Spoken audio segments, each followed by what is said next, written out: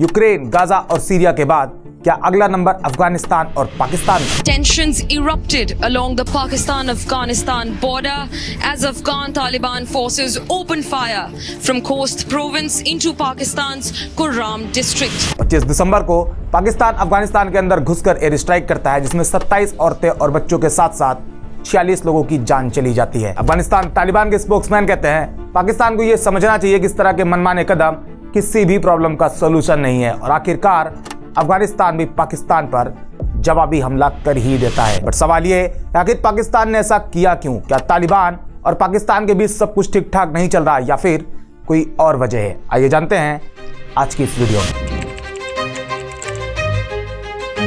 पाकिस्तान एक ऐसा देश जिसे दुनिया में कई अलग अलग पहचान के साथ जाना जाता है। कुछ लोग इसे इस्लामिक रिपब्लिक के तौर पर देखते हैं, जहां इस्लामिक कानून और कल्चर काफी गहराई से जुड़ा हुआ है। वहीं कुछ लोग यहाँ के सूफी कल्चर को सराहते हैं, जहां सूफी नगमे और दरगाहें जो इंसान के रूह को सुकून देती हैं। और फिर क्रिकेट लवर्स के लिए पाकिस्तान वो जमीन है जहां से दुनिया के सबसे तेज बॉलर निकले हैं, जिन्होंने क्रिकेट के मैदान पर अपनी धाक जमाई है। लेकिन पाकिस्तान की एक और पहचान है जिसके साथ एक कलंक की तरह जुड़ी हुई है, और वो है आतंकवाद, टेररिज्म। ये वो धब्बा है जिसे पाकिस्तान चाहकर भी नहीं हटा पा रहा। आतंकवाद की वजह से पाकिस्तान अक्सर इंटरनेशनल स्टेज पर बैकफुट पे नजर आता है। हालांकि एक कहावत है, सांप को दूध पिलाने से उसकी फितरत नहीं बदलती, बड़ा होने पर वो डसता जरूर है, और यही पाकिस्तान के साथ हुआ है। अगर सबसे पहले हम पाकिस्तान और अफगानिस्तान के आपसी रिश्तों को देखें तो टाइम टू टाइम इन दोनों के रिश्ते बनते और बिगड़ते रहे हैं। साल 1994 में जब तालिबान का गठन हुआ तो पाकिस्तान ने उन्हें सपोर्ट देने का फैसला किया। यह सपोर्ट सिर्फ ओरल नहीं था कि बस कह दिया हम आपके साथ हैं और बात खत्म, बल्कि पाकिस्तान तालिबान को फाइनेंशियल सपोर्ट, हथियार और जरूरत पड़ने पर पॉलिटिकल सपोर्ट भी करता रहा। साल 1996 में जब तालिबान ने अफगानिस्तान की सत्ता पर कब्जा किया तो उस टाइम दुनिया की सिर्फ 3 कंट्री थी जिन्होंने तालिबान सरकार को मान्यता दी थी, और उसमें एक पाकिस्तान भी था। पाकिस्तान ने तालिबान को इंटरनेशनल स्टेज पर समर्थन दिया और उनके फेवर में बात करी। लेकिन 9/11 हमले के बाद कहानी में अचानक से एक बड़ा मोड़ आता है। अमेरिका तालिबान को जड़ से खत्म करने के लिए एक जंग की शुरुआत करता है। मॉडर्न वेपन और ताकतवर आर्मी के साथ अमेरिका तालिबान के खिलाफ अफगानिस्तान की जमीन पर उतरता है। अमेरिका और तालिबान दोनों एक दूसरे को टारगेट करना शुरू करते हैं। तालिबान गुरिल्ला टैक्टिक्स के साथ अमेरिका को हैवी डैमेज देता है, और यह सब देखकर अमेरिका को इस जंग में पाकिस्तान की जरूरत महसूस होती है। पाकिस्तान जो अब तक तालिबान का सपोर्ट कर रहा था वो अमेरिका के दबाव में आ जाता है और उसकी मदद करने के लिए मजबूर हो जाता है। अमेरिका तालिबान के खिलाफ अपने ऑपरेशन के लिए पाकिस्तान की जमीन और उसके एयरबेस का इस्तेमाल करने लगता है, और इसी के बाद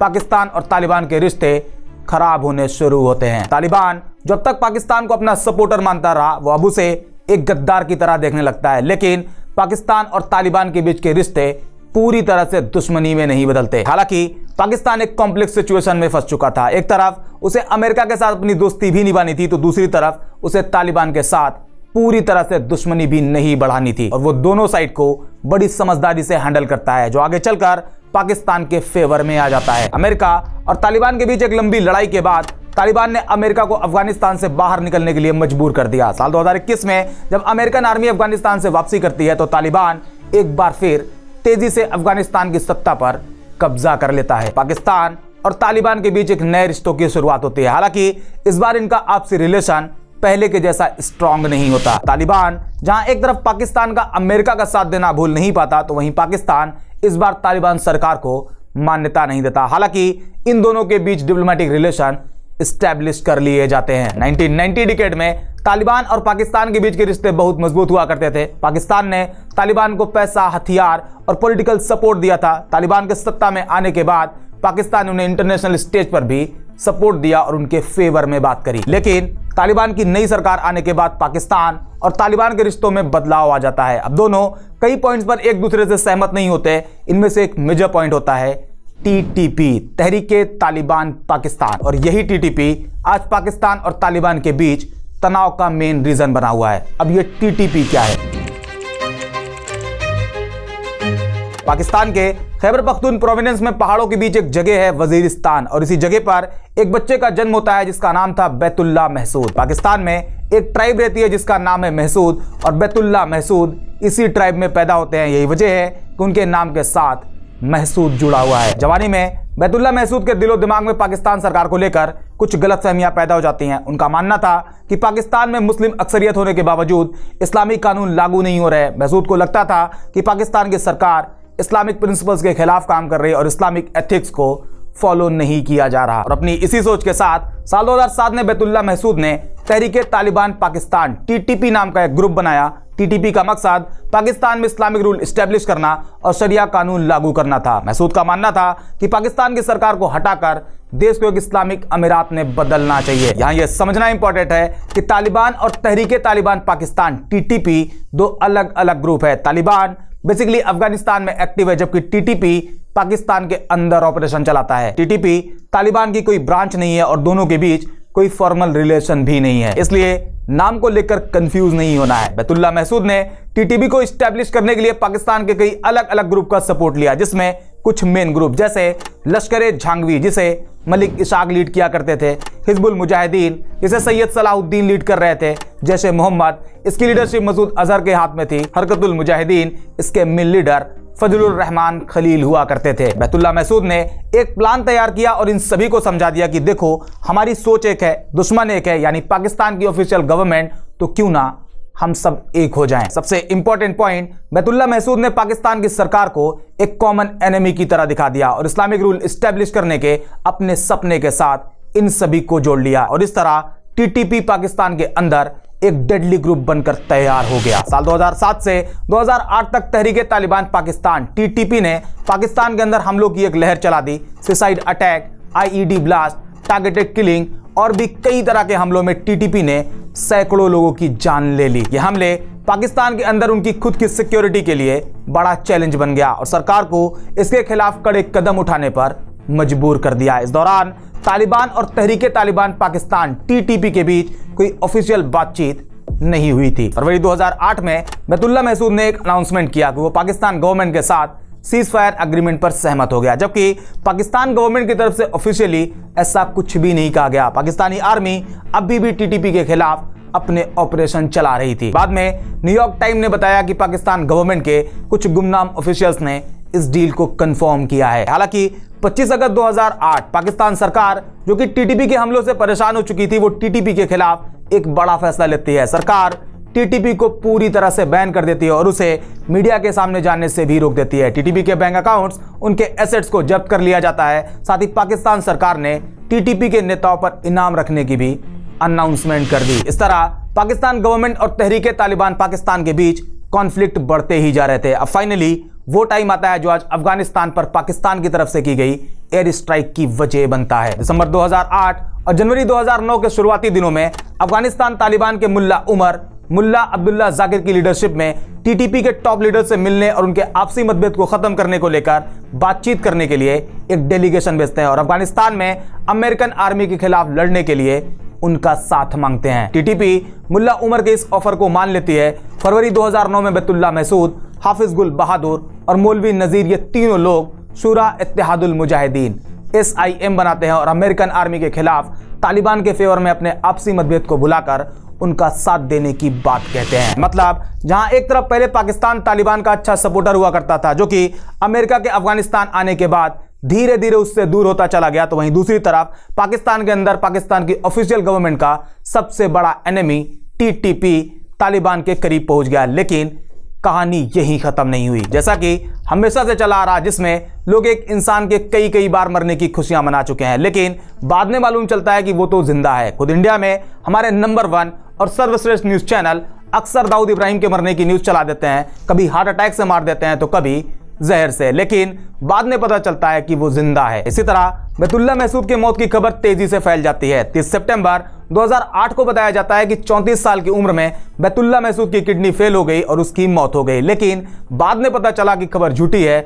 बैतुल्ला महसूद बिल्कुल फिट है, इतना फिट कि सिर्फ 2 महीने बाद नवंबर 2008 में दूसरी शादी भी कर लेता है। हालांकि ऐसा नहीं है कि वो शादी करके ये दिखा रहा था कि वो फिट है, कोई किडनी की प्रॉब्लम नहीं। दरअसल बैतुल्ला महसूद की पहली बीवी से सिर्फ 4 लड़कियां थी, कोई लड़का नहीं हुआ था, इसलिए उसने दूसरी शादी की इस उम्मीद से कि क्या पता उससे लड़का पैदा हो जाए। वंश भी आगे बढ़ाना है, आखिरकार टीटीपी जैसा ग्रुप बनाया हुआ है, उसका कोई तो वारिस चाहिए। लेकिन ये सपना भी हकीकत नहीं बन पाया। 28 जून 2009 को पाकिस्तान गवर्नमेंट बैतुल्ला महसूद पर 5 करोड़ का इनाम रख देती है। जिंदा या मुर्दा जो भी लाएगा 5 करोड़ पाएगा। बट फाइनली 5 अगस्त 2009 को बैतुल्ला महसूद अपनी दूसरी वाइफ के साथ अपनी ससुराल में होते हैं और अमेरिका एक ड्रोन स्ट्राइक करता है जिसमें बैतुल्ला महसूद और उनकी दूसरी वाइफ दोनों की मौत हो जाती है। बैतुल्ला महसूद का तो खात्मा हुआ, लेकिन टीटीपी अभी भी अपने उसी एम के साथ डटा रहा। इस बीच टीटीपी ने पाकिस्तान के अंदर कई बड़े हमले किए, जिसमें एक सबसे बड़ा हमला जो कि साल 2014 में हुआ था। डेट थी 16 दिसंबर 2014। पेशावर में एक आर्मी स्कूल में सुबह के टाइम बच्चे अपनी अपनी क्लास में पढ़ रहे थे, तभी अचानक से स्कूल में गोलियों की आवाज गूंजने लगी। टीटीपी के कुछ लोग दीवार कूदकर स्कूल के अंदर घुस गए थे और अंधाधुंध फायरिंग कर रहे थे। कुछ बच्चे और टीचर क्लास में ही छिपकर बैठ गए तो कुछ डर की वजह से भागने लगे, लेकिन टीटीपी के उन लोगों ने किसी को भी नहीं छोड़ा। क्या बच्चा क्या जवान, सबको मारने लगे। बात जब बाहर आई तो पाकिस्तान आर्मी मौके पर पहुंचती है और स्कूल को घेरकर उन आतंकवादियों को मार दिया जाता है। हालांकि इस हमले में 150 लोगों की जान गई, जिसमें मैक्सिमम 134 सिर्फ बच्चे होते हैं। हालांकि यहां पर एक बड़ी गलतफहमी यह है कि इस तरह के ब्रूटल अटैक को जिहाद का नाम दिया जाता है, इसे इस्लाम के साथ जोड़ा जाता है, जबकि हकीकत यह है कि इस्लाम इस जिहाद की बात करता ही नहीं जिसे ये जिहाद कहते हैं। जिहाद क्या है और इस्लाम में असल जिहाद किसे कहा गया है, ये मैंने अपनी इस वीडियो में बताया हुआ है। अगर आपको जिहाद का सही मतलब जानना हो तो ये वीडियो जरूर देखना, लिंक डिस्क्रिप्शन में डाल दूंगा। टॉपिक पर वापस आते हैं। जैसा कि भी बताया कि पेशावर स्कूल के अटैक में 134 बच्चों की जान गई, लेकिन अगर इस अटैक से पहले देखें तो 15 जून 2014 को पाकिस्तान गवर्नमेंट टीटीपी को खत्म करने के लिए नॉर्थ वजीरिस्तान में एक ऑपरेशन ज़र्बे अज़्ब की शुरुआत करता है, जिसका एम वजीरिस्तान में टीटीपी के ठिकानों को तबाह करना होता है। और पाकिस्तान के इस ऑपरेशन में टीटीपी के कई लोगों की मौत भी हो जाती है। और जैसा कि जब भी कोई इस तरह के ऑपरेशन चलाए जाते हैं तो उसमें बेकसूर लोग, औरतें और बच्चे भी मारे जाते हैं, और यहाँ भी पाकिस्तान के इस ऑपरेशन में बच्चों की जान चली जाती है। और जब पेशावर स्कूल पर हमला हुआ तो उसके बाद टीटीपी के स्पोक्समैन मोहम्मद खुरासानी ने कहा था कि यह हमला नॉर्थ वजीरिस्तान के ट्राइब एरियाज में टीटीपी और उसके सपोर्टर्स के खिलाफ चल रहे पाकिस्तानी आर्मी के ऑपरेशन ज़र्बे अज़्ब का जवाब था। टीटीपी ने कहा कि पाकिस्तानी हमले में उनके फैमिली मेंबर मारे गए और उन्होंने उसका बदला लिया है। पाकिस्तान जब तक टीटीपी के हमलों से पूरी तरह से परेशान हो चुका था और फाइनली पाकिस्तान से ऐसे ग्रुप को खत्म करने के लिए एक और ऑपरेशन चलाता है। 22 फरवरी 2017 पाकिस्तान आतंकवाद से निपटने के लिए ऑपरेशन रद्दुल फसाद की शुरुआत करता है। टारगेट खास करके टीटीपी पे होता है, साथ ही पूरे पाकिस्तान से ऐसे ग्रुप के नेटवर्क को खत्म करना उसका मकसद बन जाता है। ऑपरेशन के दौरान पूरे देश में टीटीपी और बाकी ग्रुप के ठिकानों पर हमले किए गए। इस ऑपरेशन के तहत कई लोगों को गिरफ्तार किया गया। पूरे देश में आर्मी तैनात कर दी गई। आतंकवाद के खिलाफ आम पब्लिक के बीच अभियान भी चलाया गया। इसका फायदा यह हुआ कि इससे पाकिस्तान के अंदर टीटीपी का नेटवर्क कमजोर तो हुआ, लेकिन पूरी तरह से खत्म नहीं हुआ। टीटीपी और पाकिस्तान गवर्नमेंट के बीच ऐसे ही चलता रहा। कई टीटीपी लीडर्स आए, उनकी मौत हुई, कोई दूसरा आया, लेकिन टीटीपी अभी भी पाकिस्तान के लिए एक बड़ा चैलेंज बना रहा। अब आता है साल 2021। अमेरिका अफगानिस्तान से निकलता है और अफगानिस्तान में तालिबान सत्ता में वापसी करता है। चूंकि फरवरी 2009 में बैतुल्ला महसूद, जिन्होंने शुरा इत्तेहादुल मुजाहिदीन SIM को सिर्फ इसलिए स्टेब्लिश किया था ताकि वो सारे मतभेद बुलाकर अफगानिस्तान में तालिबान के बुरे टाइम पर उनकी मदद कर सकें, और किया भी। बदले में तालिबान ने सत्ता में वापसी के बाद टीटीपी का साथ दिया। टीटीपी के सभी बड़े लीडर पाकिस्तान छोड़कर अफगानिस्तान चले गए और वहीं रहकर पाकिस्तान में दोबारा एक्टिव हो गए। पाकिस्तान इंटीरियर मिनिस्ट्री के अकॉर्डिंग पिछले 10 महीने में 1500 वायलेंट इंसिडेंट हुए, जिसमें करीब 924 लोगों की जान चली गई। इसके अलावा इस्लामाबाद बेस्ड एक ऑर्गेनाइजेशन है, Pakistan institute for conflict and security studies PICSS। इनका कहना है कि साल 2024 में अब तक 856 अटैक हुए, जो कि साल 2023 के 645 इंसिडेंट से आगे निकल चुका है। और इन सब के लिए पाकिस्तान टीटीपी को जिम्मेदार बनता है। साथ ही अफगानिस्तान के तालिबान गवर्नमेंट को भी एक्यूज करता है। पाकिस्तान तालिबान पर यह आरोप लगाता है कि वो आर्म ग्रुप खास करके टीटीपी को बढ़ावा देता है। अभी हाल ही में यूनाइटेड नेशन सिक्योरिटी काउंसिल की ब्रीफिंग में पाकिस्तान ने साफ साफ कहा कि हजारों पाकिस्तान तालिबान के लड़ाके अफगानिस्तान में रह रहे हैं। जो चीज पाकिस्तान के लिए पूरी दुनिया कहती थी, दरअसल अब वही बात पाकिस्तान अफगानिस्तान के लिए कह रहा है। लेकिन तालिबान है कि वो लगातार टीटीपी के एहसान का बदला उन्हें वापस दे रहा, साथ ही पाकिस्तान को अमेरिका का साथ देने की वजह से साइडलाइन कर रहा। और जब तालिबान टीटीपी को लेकर पाकिस्तान की बात नहीं मानता तो मजबूरन पाकिस्तान को अफगानिस्तान के अंदर घुसकर टीटीपी के ठिकानों को निशाना बनाना पड़ा, जिसमें 46 लोगों की जान चली गई, जिसके जवाब में अफगानिस्तान ने भी तालिबान पर जवाबी हमला किया, लेकिन इस हमले में बहुत ज्यादा नुकसान नहीं हुआ। बट तालिबान की तरफ से एक मैसेज जरूर दिया गया। हालांकि इस टाइम अफगानिस्तान तालिबान की सिचुएशन लगभग पाकिस्तान वाली है। जब अमेरिका तालिबान के खिलाफ अफगानिस्तान आया तो पाकिस्तान ने अमेरिका का साथ दिया, लेकिन तालिबान के साथ अपने रिश्तों को पूरी तरह से बिगड़ने नहीं दिया। अब बारी तालिबान की है। वो टीटीपी का साथ तो दे रहा, पाकिस्तान के हमले का जवाब भी दे रहा, लेकिन अफगानिस्तान पाकिस्तान के साथ डायरेक्ट किसी कॉन्फ्लिक्ट में नहीं आएगा। सऊदी अरब, कतर जैसी कंट्री बीच बचाव करने जरूर आएगी, ऐसा मान के चलना चाहिए। ये जो भी हो रहा बिल्कुल वैसे ही है जैसे ईरान ने पाकिस्तान पर अटैक किया था, तो जवाब में पाकिस्तान ने भी ईरान पर अटैक किया था, लेकिन बाद में दोनों न्यूट्रल हो गए। तालिबान और पाकिस्तान के केस में भी यही होने वाला है। उम्मीद करते हैं ये वीडियो आपको पसंद आई होगी। पाकिस्तान ने अफगानिस्तान पर अटैक क्यों किया ये आप समझ गए होंगे। आज के वीडियो में इतना ही, मिलते हैं नेक्स्ट वीडियो में एक और इंटरेस्टिंग टॉपिक के साथ।